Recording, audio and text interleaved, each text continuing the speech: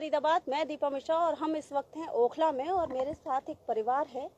18 अगस्त को इनके पास कॉल आया कि सरस्वती जो कमला जी की बेटी है वो हॉस्पिटल में एडमिट है और आप आ जाएं। यही कॉल आया था। डेथ हो गया उनका और आप आ जाइए और जानेंगे क्या था पूरा मामला, बात करेंगे। कमला जी नमस्कार। नमस्कार जी। क्या हुआ था?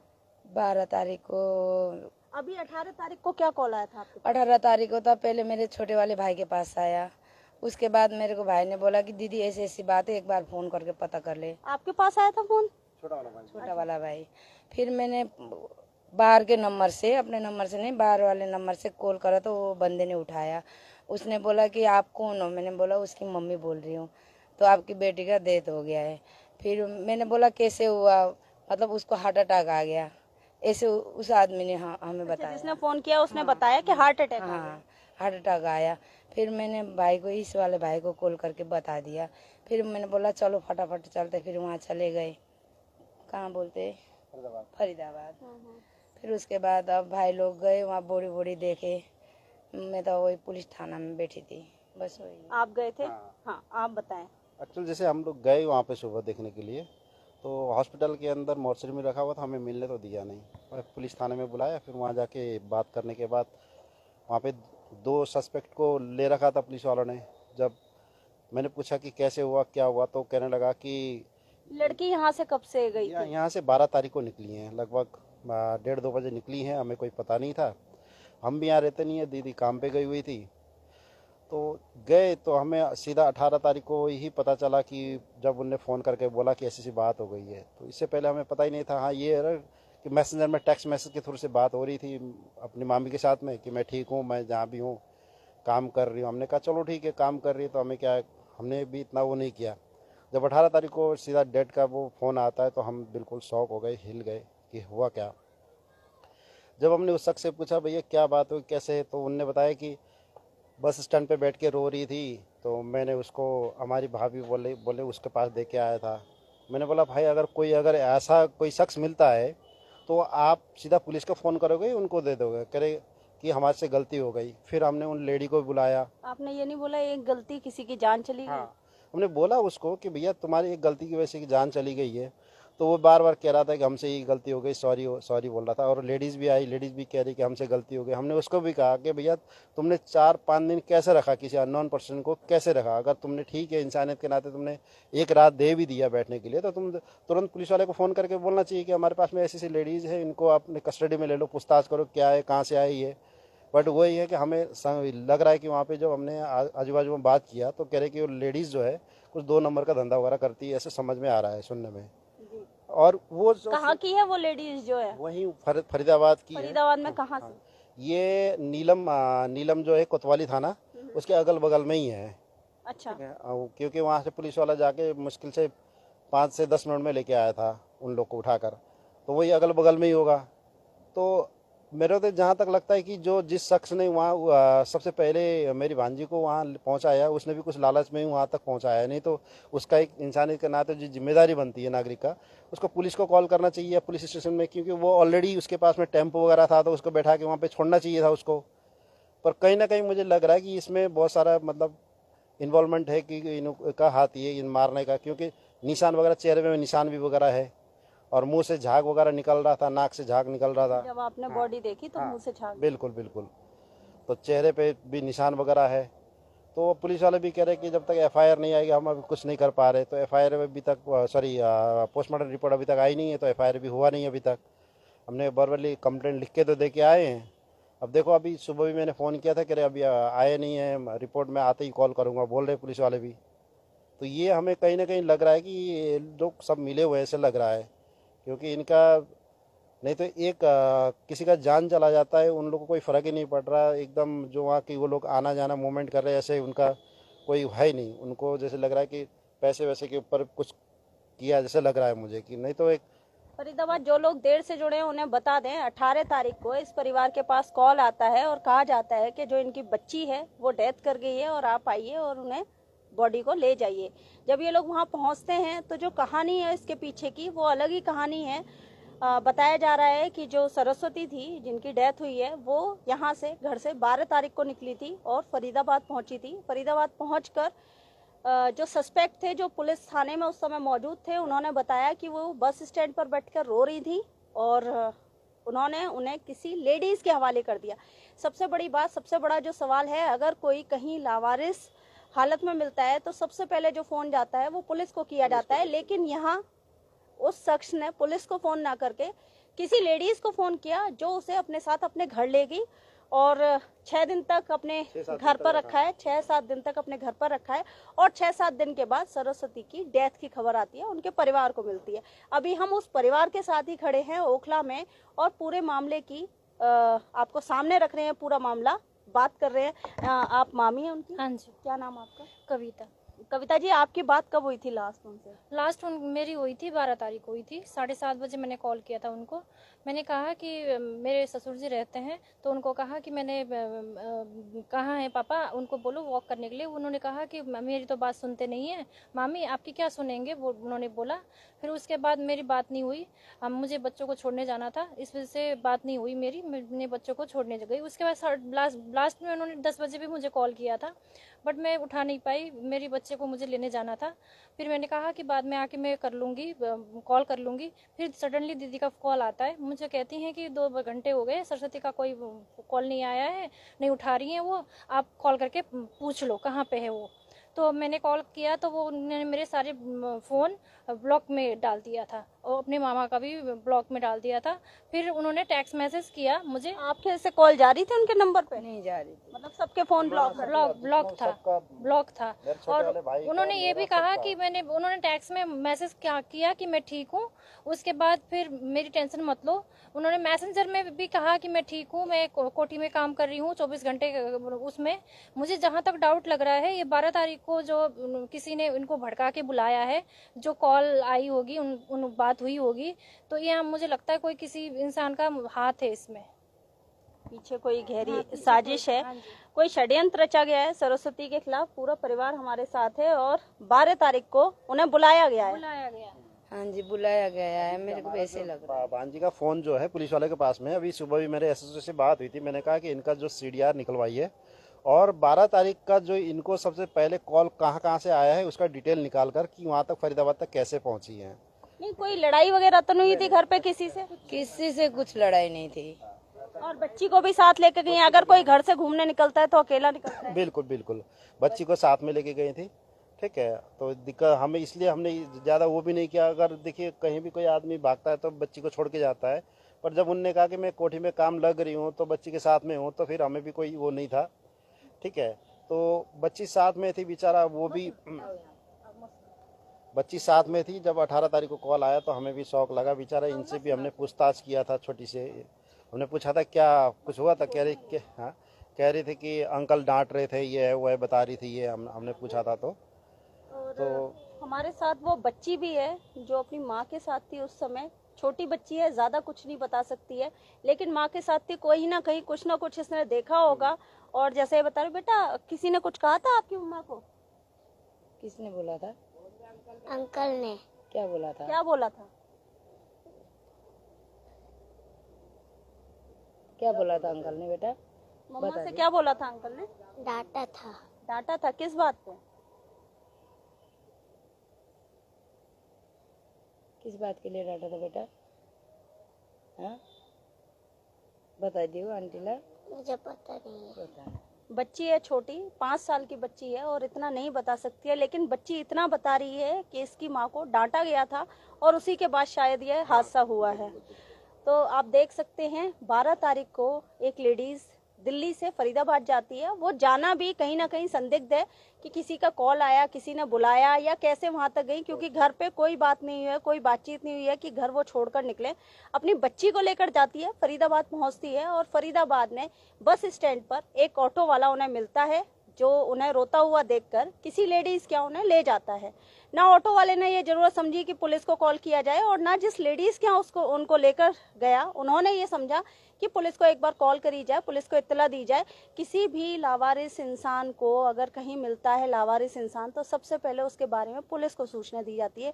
लेकिन यहाँ इन दोनों ही लोगों ने, ना उस लेडीज ने और ना ही उस ऑटो वाले, लेडीज का क्या नाम था? सुनीता नाम था। ना सुनीता ने और ना ही उस ऑटो वाले ने ये जहमत उठाई कि पुलिस को फोन करे और उनके बारे में बताए। बल्कि इतना ही नहीं, 6 दिन तक सुनीता ने सरस्वती को अपने घर में रखा, और 6 दिन बाद जब सरस्वती के बारे में यहाँ पे फोन आया तो ये पता चला कि उनकी डेथ हो चुकी है। और इन्हें फोन पर बताया गया कि उन्हें हार्ट अटैक हुआ है। हार्ट अटैक हुआ। फोन पर इन्हें बताया गया हार्ट अटैक हुआ है, जबकि परिवार का आरोप है कि जब उसने डेड बॉडी को देखा तो उसके मुंह और नाक से झाग निकल रहा था। मुंह और नाक से झाग निकल रहा था, और चेहरे पे भी मारा जैसा निशान है। वो मैंने फोटो भी खींचा था मैंने। एक बार सरस्वती जी का फोटो दिखा दें। तो आपकी जो लास्ट मैसेज आया वो क्या आया था? उन्होंने कहा मैं ठीक हूँ, उन्होंने यही बोला था कि मैं ठीक हूँ। अगर कोई इंसान मैसेज से बात करे तो आपको फोन भी कर सकता है, भाई टच में है वो आपके तो फोन भी करेगा, है ना? उन्होंने बोला था। और आप देख सकते हैं 28 साल की थी ये सरस्वती, 28 साल की थी। और आप देख सकते हैं 28 साल की सरस्वती अपने घर से निकलती हैं और घर वापस नहीं आती हैं। 6 दिन के अंदर उनकी मौत हो जाती है। 17 तारीख को उसका मोबाइल, और रेनू बता रही थी, हमारी बगल वाली पड़ोसन की लड़की, वो बता रही थी 17 तारीख को रात को 11-12 बजे 11:18 पे मेरी लड़की का फोन छेड़ा गया है। अच्छा, हाँ जी, वो मेरे को यही बताया था। बड़ी बात ये है कि हमारी भांजी का फोन पैटर्न लॉक है, हमें भी नहीं पता, उन लोग को पता है लॉक। बताइए, ये सुनीता वगैरह जो पंकज वगैरह है इनको पता है। इन्होंने फटाफट वहाँ पे लॉक खोल के अपना हमें तो लगता है कि उन्होंने हमारी भांजी का जितना भी सोशल साइट वगैरह सब ब्लॉक कर रखा है। हाँ हाँ, और नंबर हमारा सब ब्लॉक किया। कहीं पंकज नहीं तो नहीं बुलाया था ना फरीदाबाद? पता नहीं, हम सस्पेक्ट है वो, हमें जहाँ तक जानकर वो लग रहा है कि किसी ने तो बुलाया ही है। ठीक है, नहीं तो यहाँ से वो अकेले नहीं निकल सकती। फरीदाबाद जहाँ पे अननोन जगह है, वो कभी फरीदाबाद जिंदगी में नहीं गई है। अच्छा, पहले कभी आपका फरीदाबाद आना जाना नहीं? कभी नहीं। अभी अपनी बच्ची को स्कूल छोड़ने जाती है ना, तो अपने साथ छोटा बच्चा लेके जाती है, अकेली नहीं जाती। लेने जाती है तभी भी उसको कोई चाहिए बच्चा एक, अकेली नहीं जाती हो। मतलब गोविंदपुरी तक भी उसको अकेले जाने में बहुत दिक्कत होती है, तो फरीदाबाद तक बहुत दूर की बात है, वो नहीं जा सकती अकेली। तो मैं तो यही कहूँगा कि आप लोग की मदद से थोड़ा सा पुलिस वाले थोड़ा सा सीडीआर निकाले कि कहाँ से कॉल आया था 12 तारीख को इनके पास में। उस नंबर को अगर निकाला जाए, ट्रेस किया जाए, तो पता चल जाएगा किसने बुलाया है। जिसने बुलाया है उसको पकड़ेंगे तो पूरी कहानी सामने आ जाएगी।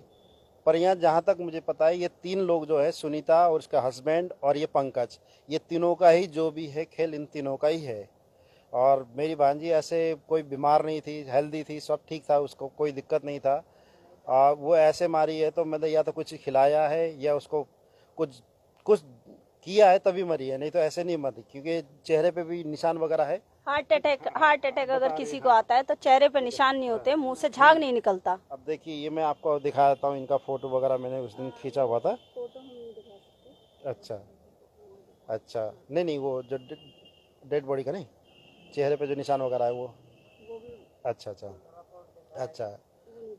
ठीक है। तो ये है कि हमें कहीं ना कहीं मतलब पूरी तरह शक है कि थोड़ा सा आप लोग का और फरीदाबाद पुलिस का सहयोग होगा तो इस सच्चाई तक हम पहुंच पाएंगे।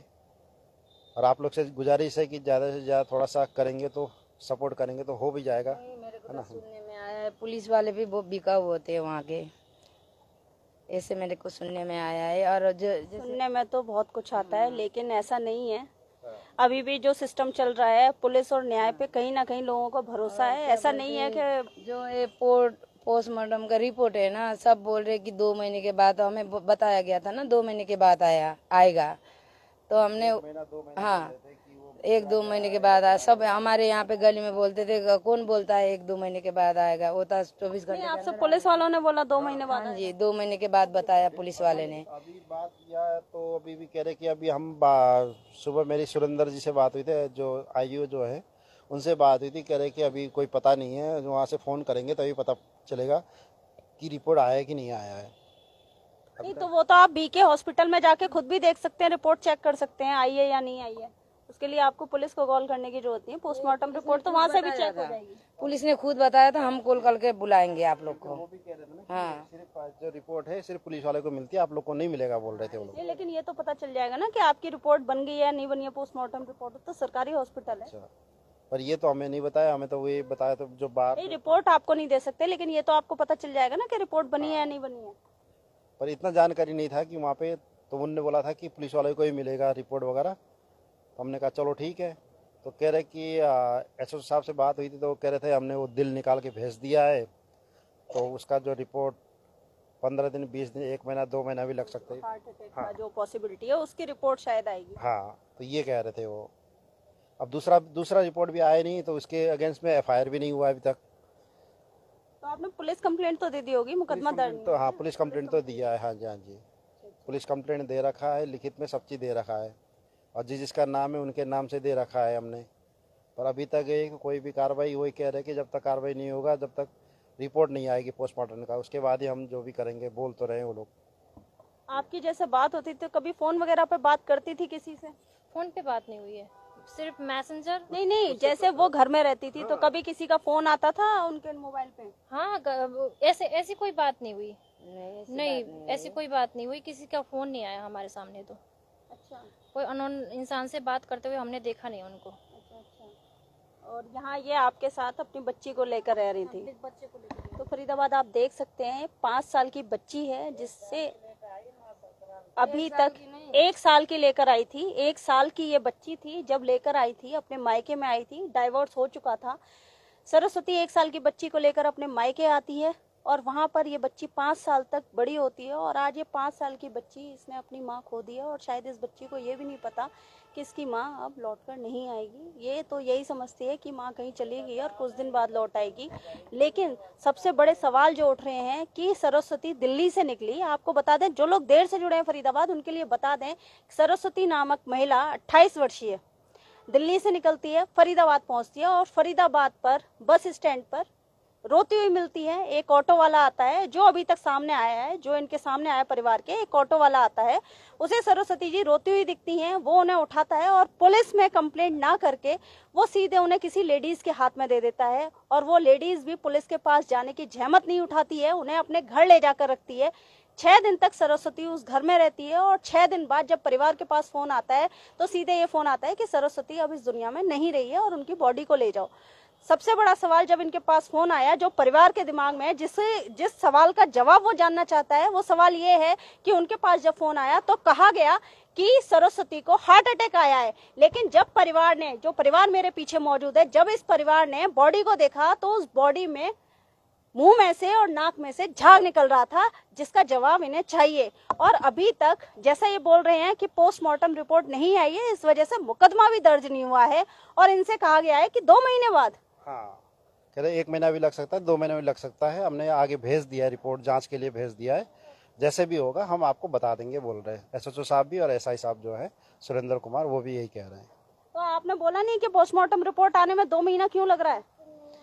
हमने अभी पूछा नहीं। उन्होंने बोला था कि हम आपको बताएंगे, कॉल करके बताएंगे कि रिपोर्ट आएगा तो हम आपको कॉल करके बताएंगे, ऐसा बोला उन्होंने। ठीक है, उन लोगों से उन्होंने पूछताछ करी है जो लोग सस्पेक्टेड हैं? नहीं, मैंने कितनी बार बोला, मैंने कहा एसएचओ साहब को, मतलब रामवीर सिंह जी है एसएचओ वहाँ के कोतवाली के, मैंने उनको बोला था सर थोड़ा सा ये लेडीज़ को, थोड़ा लेडीज़ कांस्टेबल से थोड़ा सा टाइट होके पूछताछ कीजिए। पर उनने वो भी ध्यान नहीं दिया। Nurse SI inspector Surendra Kumar ji, उनको भी बोला था मैंने ये भी बोल रहे थे कि मैंने कहा इनके घर तक ले जाओ, दिखाओ जरा, हमें भी देखा, हम देखना चाहते हैं कैसे रहते हैं, कहाँ है क्या है। वहाँ भी लेके नहीं गए। और फरीदाबाद आपको बता दें, वो जो महिला है जिसके बारे में बता रही हूँ, जिसने सरस्वती को 6 दिन तक अपने घर में रखा, उस महिला का नाम सुनीता है और एनआईटी की रहने वाली है। जी, ये बच्ची को अपनी उसने उसी के घर रखा था। मेरी लड़की का डेट हो गया तो उसी के पास थी। जब थाने में गई ना, तब वही औरत लेके आई थी मेरे पास। बुलाया तब जाकर लेके आए। फिर इस बच्ची को हमने कहा कि हमारी बच्ची को लेके आ जाओ, छोटी वाले को, फिर तब जाकर लेके आ गए थे इसको। अच्छा, बच्ची भी उन्हीं के पास छोड़ दी गई? उन्हीं के पास आती। हाँ, ये है। और ये रो रही थी बेचारी। आई, उसके बाद में हम लोग को देखा, थोड़ा सा खुश हुई, बैठ गए हमारे साथ में। फिर वो लोग भी आए, बिल्कुल वो लोग को तो ऐसा लग रहा है उनका तो कोई फर्क ही नहीं पड़ रहा, क्योंकि हालांकि हम भांजी हमारी थी, डेट हमारी हो गई थी भांजी की, तो हमें दुख तो हमें था, उनको तो कोई फर्क ही नहीं पड़ रहा था, घूम रहे थे इधर उधर। पुलिस वाले भी कोई एक होता है ना कि सस्पेक्टेड मुजरिम होता है तो उसके ऊपर थोड़ा सा सख्ती से कार्रवाई होनी चाहिए, सख्ती से पूछताछ होनी चाहिए थोड़ी सी, पर मैंने वो चीज़ नहीं देखी। ठीक है ना, ऐसा चीज़ कुछ भी नहीं देखा मैंने बोला भी, मैंने एसएचओ साहब को 2 बार बोला, सुरेंद्र को भी बोला, सुरेंद्र इंस्पेक्टर जो एसआई जो भी है उनको भी बोला, पर अभी कह रहे कि हम अपने तरफ से कर रहे हैं, आप टेंशन क्यों ले रहे, ऐसे बोल रहे हैं। जो भी होगा हम अच्छा करेंगे बोलते हैं, पर मुझे नहीं लग रहा कि कहीं से भी वो थोड़ा सा सीरियसली इस केस को ले रहे होंगे। क्या कहना चाहेंगे हमारे चैनल के माध्यम से? मैं यही कहना चाहूँगी कि हमारी भांजी को इंसाफ मिले। 4 दिन तक उन्होंने रखा तो कम से कम वो कह देते कि अपने पुलिस स्टेशन में कर देते। उनकी वजह से एक जान गई है, जो हमने गवाई है वो तो दोबारा मिल नहीं सकती। हम बस इंसाफ चाहते हैं। आपने उनसे, सुनीता से, ये नहीं पूछा कि आपने एक अनजान शख्स को अपने घर में रख लिया? वो अनजान शख्स आतंकवादी भी हो सकता था, हम ये नहीं कह रहे हैं, वो अनजान शख्स आतंकवादी भी हो सकता था। बार बार आपने देखा होगा, बार बार कहा जाता है अगर कोई किराएदार भी घर में रखते हैं तो पुलिस से वेरिफिकेशन कराएं, लेकिन एक अनजान लेडीज को घर में रखा जाता है, 6 दिन तक घर में रखा जाता है और घर वालों ने ये जहमत नहीं उठाई कि पुलिस वेरिफिकेशन कराई जाए, पुलिस के पास कोई इन्फॉर्मेशन दी जाए। हम भी यही कह रहे हैं कि जो फरीदाबाद देखते हैं, जितने भी जो फरीदाबाद उसके जनता की तरफ से हम ये कहना चाहेंगे कि हमारी भांजी के लिए इंसाफ मिलना चाहिए। और हमने बार बार वो सुनीता लेडीज़ और जो उनके साथ में 2 सस्पेक्ट जो पर्सन है, एक पंकज है और एक का नाम तो मेरे को याद नहीं है, उनसे हम ये बार बार ये कह रहे थे कि भैया ठीक है, आपने इंसानियत के नाते आपके पास पहुंचा दिया, पर आपकी भी तो एक बनती है कि आपने सीधा 100 नंबर पर फ़ोन करके पुलिस को बता देना चाहिए था कि भैया हम जानते नहीं है, चलो ठीक है, एक इंसान की तरह हम यहाँ तक लेके आए, आपको पुलिस के हवाले करना चाहिए था। पर वो बार बार यही कह रहे हैं कि हमसे ये गलती हो गई, गलती। अरे गलती एक दिन हो सकती है, गलती आप हफ्ता दिन तक रख रहे हो फिर कह रहे हो गलती हो गई, ऐसा थोड़ा ना कोई गलती होता है। इसमें हमें पूरी तरह से सोची समझी प्लानिंग के तहत काम किया गया है। हमारी भांजी मरी नहीं, उसको मारा गया है और पूरी निष्पक्ष जांच। हाँ, निष्पक्ष जाँच हो। ठीक है, इसके बारे में पूरी निष्पक्ष जाँच करके हमारी भांजी को इंसाफ दिलाया जाए। मैं भी वही चाहती हूँ, मेरी बेटी को जैसे भी हो इंसाफ दिला जाए। मेरी बेटी जैसे इन लोगों ने मारा है, इन लोगों को तो इंसाफ चाहिए, मेरे को और कुछ नहीं चाहिए। देख सकते हैं फरीदाबाद आप, ये वो माँ है जो इंसाफ के लिए गुहार लगा रही है, जिनके मन में सैकड़ों सवाल हैं लेकिन जवाब देने वाली इस वक्त यहाँ मौजूद नहीं है। और जो लोग उसके पीछे जिम्मेवार हैं, उसकी मौत के जिम्मेवार हैं, उनसे ये लोग चाहते हैं कि न्याय मिले इनकी बेटी को, इनकी भांजी को न्याय मिले और निष्पक्ष जांच हो। निष्पक्ष जांच होकर जो भी दोषी हैं उन्हें सजा दी जाए, कड़ी से कड़ी सजा दी जाए। फिर बता दें आपको, एक 5 साल की बच्ची है, 5 साल की बच्ची को छोड़कर सरस्वती जी इस दुनिया से चली गई, लेकिन जो सवाल है वो अभी तक घर वालों के मन में है। और वो सवाल भी बता दूं, पहला सवाल इनसे कहा गया कि उन्हें हार्ट अटैक आया है, लेकिन जब डेड बॉडी इन्होंने देखी तो उसके मुंह में से और नाक में से झाग निकल रहा था। जिन लोगों को सरस्वती मिली वहां पे फरीदाबाद में, उन लोगों ने पुलिस तक खबर क्यों नहीं पहुंचाई? इन सवालों के घेरे में ये परिवार है, इनके दिमाग में यही सवाल चल रहे हैं और जवाब मांगना चाहते हैं उन लोगों से जो इसके लिए जिम्मेवार हैं। जोड़ेंगे फरीदाबाद आपको ऐसी अन्य महत्वपूर्ण खबरों के साथ। बहुत बहुत धन्यवाद।